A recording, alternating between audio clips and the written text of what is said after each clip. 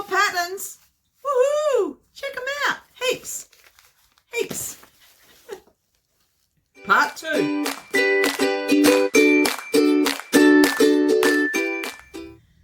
Hello everyone and welcome back to my channel, Sewing Seams with Deb. And today we're going to look again at some more vintage patterns. And these ones today are the 50s and 60s, and they seem to be like pants and special occasion. So let's get cracking with it. Some of them may actually go into the 70s. I'm not sure, but I'll do my best. And as you can see, I've had to wear my glasses today. So the first thing I want to draw your attention to is look at this paper bag. Can any of you remember these paper bags? Here in WA, this was very big at the newsagent when you went and bought a card or some gift wrapping, gift ties, games. They had this beautiful paper, and this came with a lot of these patterns, and there's actual a decimal conversion listing on there. Check it out. So that really goes through 1 pence is 1 cent, tuppence is 2 cents, and so on, until it's all 1 for 1, until we get to 10 pence is 8 cents, 11 pence is 9 cents. So it's not actually 1 for 1. This is obviously 1966. And then it goes into the shillings and cents. Remember the pounds, shillings and pence. So yeah, it was very interesting. So that's the conversion. So that's when everyone was trying to wrap their minds around, how do we work with this new type of money? It's like going into a whole nother country. And it was a very big deal. It really was a big deal for us to take on the change in the currency. So I'm going to start with the Vogue pattern, and it's 7421. And as far as I can tell, it's from the 1960s, and some of you might be able to help me exactly which year. But I ask you to just check the comments, because some of you are really getting engaged with the fun of all of this. Now this, that's the line drawing. So I can remember the 1970s, there was also a pattern, a style similar to the big long one, the spotted one. That was similar to something I wore in the 70s. Yes, full length sleeves gathered into cuffs, which is very on trend now because big sleeves, but they're suggesting soft or crisp fabrics such as broadcloth, pique, linen, silk, surah, crepe, and lightweight wool. So that'd make a lovely winter dress. Awesome. So that's one. The next one is very, it's a pre-1966. In fact, I think it might be 1950s. Very pretty. And it could even be made into a wedding dress. Very nice line drawings. So I'm loving this one. 1958, I think. The bodice is a dart fitted cottons and blends, embroidered fabrics, organdy, surah, cotton, satin, pique, gingham, broadcloth, linens, silks, satins, blends, taffeta, satin, shantung, and surah. So very similar fabrics, and obviously that was the fabric of the day, back in the day. Now here is a beautiful wedding gown. How lovely. And some of you might have even had your wedding gown made out of this style. Some of my followers are from this era. So this is Simplicity 7538. Quite a few pieces on this one. And it's got princess seaming with set-in sleeves. But you can dress it up or dress it down. Cottons and blends, novelty pique, linen, silks, synthetics and blends, matelassé, cotton brocade, silk and worsted, taffeta, moire, I've forgotten already how to say it. So also view 2 can have lace, eyelet and sheer fabrics. So view 2 is the wedding gown. So we can overlay that with lace. Very pretty. How nice. Very in style. Well, how about this one for style? Simplicity 7159. Check it out. So these, this would probably pass as on trend today because it is all-in-one play suit or a short suit. It's not quite the full jumpsuit, although you could extend it quite easily and make that into a jumpsuit. Very, very on trend at the moment, but the legs are very wide. So that's something that we could make now. So on Simplicity 7159. Once again, cottons and blends, piqué, denim, cotton double knits. First time that's featured. Linen, silks, synthetics and blends, ottoman, canvas, duck. First time we've heard that. So these are quite heavy. Homespun, gabardine, or you could put lightweight wools and blends. And version 2, which is the blue one, is also in knits. So that'll be quite nice in knits too. How's that one? Wow. And we're on shorts and trousers now. And we're still on Simplicity 5973. Simplicity 5973. And I'm not sure of what year. I'm looking at the 60s. Now this line drawing is interesting because the trousers are all in one piece. You see there's no side seam. So we got the one piece. Pretty unusual. So this could be a good one to play with and explore. So cottons and blends, denim, sailcloth, duck, stretch fabrics. So knit and stretch fabrics are starting to make a feature.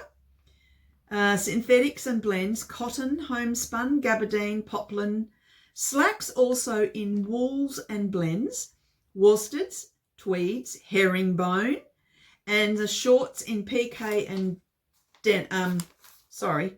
piqué and gingham. Very nice. There's no fly in those. There's a side zip though. Oh, back zip, sorry. The zip's at the back, which is, you don't get that these days, I don't think, unless it's a straight through full body jumpsuit, has a zip at the back. So that's Simplicity 5973. It looks like we're skipping on to skirts now. Butterick 4181. That's a plain, only just A-line skirt. It's not very flared at all. Fabrics are cotton, linen, denim, corduroy, wool and synthetics. Very, very simple. Just 3 pattern pieces. And again, no year. I'm finding a bit of a struggle to find. It's not written on here, but I believe it's 1960s. Or maybe, yeah, late 60s. Being that it's 45 cents. Butterick 4181. Very simple skirt. And while we're on the simple skirts, this one's Vogue 7008. Easy to make, it says here. Linen, cotton, synthetics, piqué, woolens, tweed, lightweight wool, corduroy, silk, brocade, satin and velveteen. So it looks like this one might have, it is simple as well, but it's a bit longer. It's got the zip at the middle of the back. Very simple. That one, Vogue 7008. So that was Butterick and Vogue, both doing a similar style. Anyone for tennis or sport? So Vogue 7829, and this is the 1960s. Very simple shift dress, 2 pieces with a quite a low boat neck, and it's got the lattice tie up at the front. No zip. Oh, there is a zip on here, but I believe you wouldn't need to put a zip because you've got that lattice there. Hooks and eyes. Soft and crisp fabrics such as broadcloth, synthetic linen, knits, light and medium weight wool. So Vogue, they like to simplify things with two main patterns on this, pattern pieces on this one. Very easy, very Vogue. How's that? 7829. Very nice. And anyone from tennis, from Simplicity. Around about the same, maybe a bit earlier in the 60s, because how about the flare in the skirt? And who has seen anyone on the tennis court in a beautiful garment such as this recently? Their outfits are very different to this, aren't they? Yes, the button through, and here's the line drawings. Lots of pattern pieces. So now, what are the fabric suggestions for this? I'll find them somewhere. Fabric suggested types. All garments, cottons and wools. That's it. Job done. S123. And this is early 1960s. S173. It's a very low number, isn't it? We're going back now to the jumpsuit and the play suit. Vogue 7565.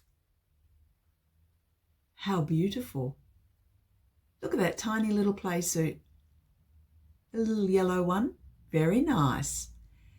And I would suggest this is late 60s because the legs are getting quite wide leg pants.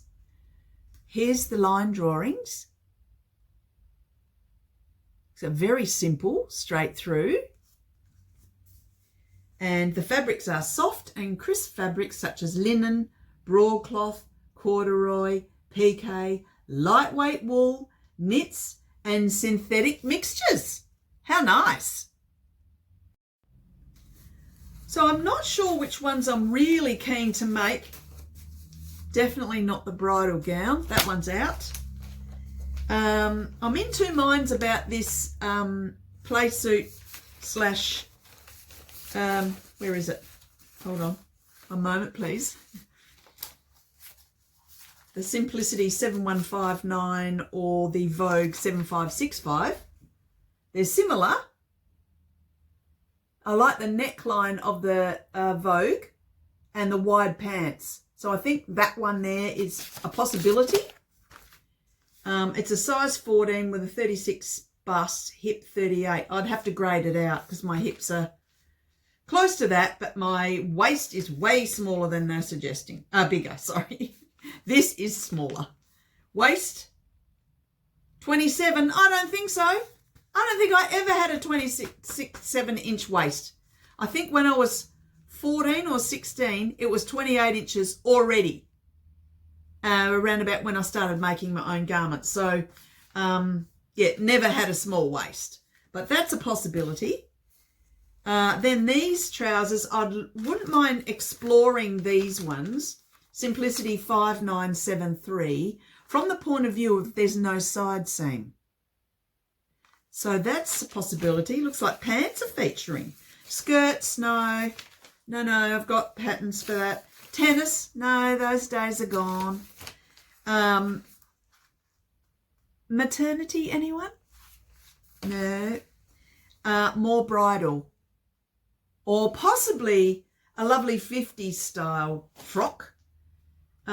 Being size 16, that's a possibility. I might explore that and have a look at the pattern pieces.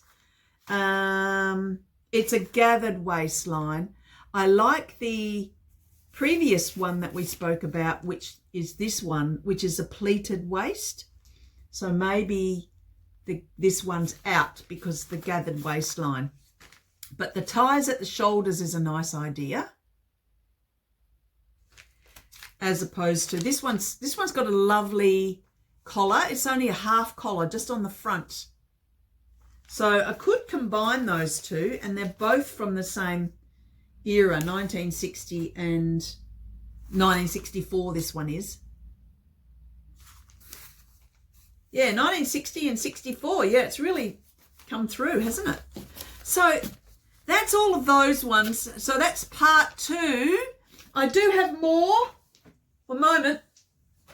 I'm going to come back to you with some 70s ones. But there's too many. There's too many for one video. But just staying on topic. So I will explore this, and I've actually got a modern jumpsuit pattern, and it's Megan Nielsen. And I bought this, and I've written woven on there because I don't know how many times I've thought, I'll make that. I've got such and such stretch fabric. But no, it's woven. So I haven't made that yet, but I'm thinking that I might be able to do a bit of a comparison and see how I go, and might be able to adjust it a little bit because I like the square neckline of this, although I like this one as well. This one has got a zip at the back, so very different. Buttons at the front, which you could turn to zip. Zip at the back, bit hard to get out of. Buttons at the front, way easier, right? So opportunity knocks. Opportunity knocks on that one.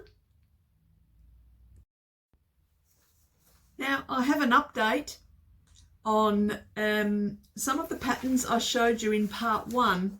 And thanks to Today in Jen's Sewing Room, that's Jen from that YouTube channel, she said she went down, not quite a rabbit hole, but went looking up things and had a lot to offer. And so she's explained quite a bit in one of her comments. And some of you might have seen these comments. So the first few points are, some of these patterns, S445 is from 1962. Good investigating. S4594 is from 1964. Gotta love that one. S3305 was from 1960. That was one of the ones that I thought I might be interested in. And this one, which was my favourite, S3446, was from 1960, which is kind of what I guessed because it looks like a bit of a hangover from the 50s.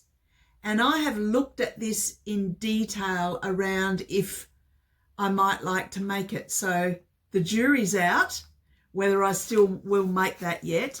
There's another couple of things that some of the comments or further comments that Jen made, and I'm looking at some notes, so I'm looking down.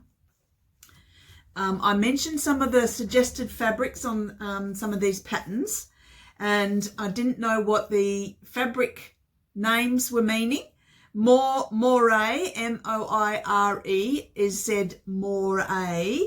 That looks like taffeta, except it's water spotted. Sura is the silk that ties are made out of, usually men's neckties. Matelassé, that fabric looks like it's quilted, but it's done through the weaving and it's not done with stitching. Shantung, which was mentioned a lot and continues to be mentioned, is silk that's slubbed, and a few of you made that comment, and thank you for the comments, that Shantung is a silk type of fibre. Ottoman is cotton that's tightly woven, and it is crosswise ribs. Hop sacking is like a burlap, and it may be to do with flour sack, maybe. And that was a lot of your comments. Thanks, Jen. You really did help a lot with me understanding, and I'm sure those that have read the comments will understand. And also Deborah Johnson, 4812, thanks for your comment. And you also said that shantung is a silk fabric, and a few of you have mentioned that as well. So thanks for all those comments. And that vlog was a big winner. Lots of you loved looking at those patterns. So thanks again. So that's all we're going to do for this one, part 2, and I'll come back to you in a few days' time or a week or so, and we'll do another vintage pattern rundown. Until we meet again, take good care of yourselves. Happy sewing. Stay well.